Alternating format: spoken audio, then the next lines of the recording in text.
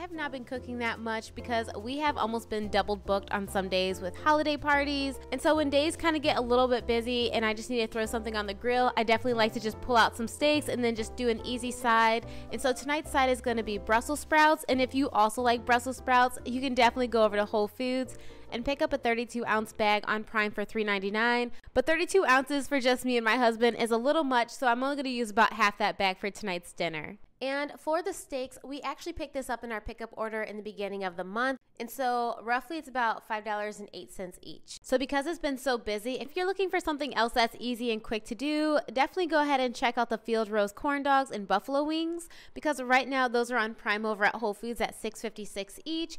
And with the Ibotta rebate of $1.50, that will bring you down to $5.06 per bag, and you would qualify for a 50-cent field bonus on Ibotta. So that would make your final cost for 2 of the bags just $9.62 or $4.81 each.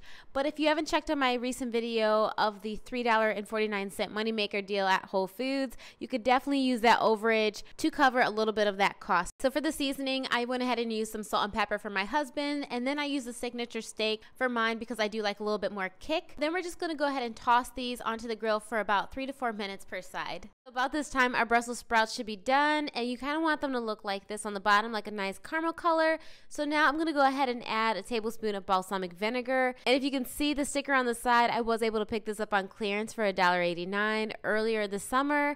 And we're also going to go ahead and add 2 tablespoons of pine nuts in there as well.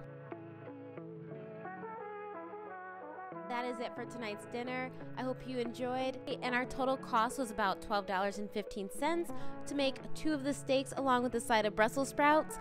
And I'll see you in the next one. Bye.